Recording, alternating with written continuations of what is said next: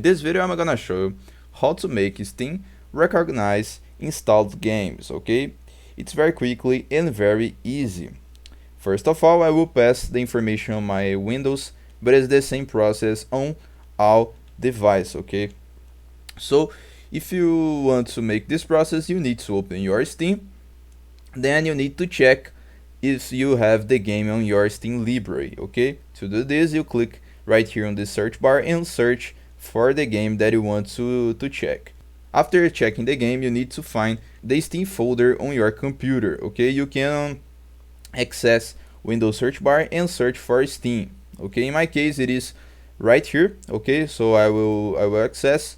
You need to come on Steam apps, then on common.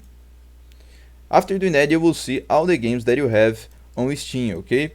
If you want to make Steam recognize the game, you just need to drag the folder to right here. After doing that, you come again to your Steam, okay?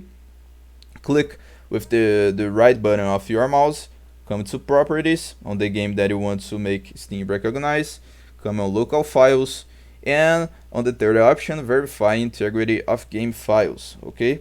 After doing that, you wait a little bit and you will make Steam recognize the installed game.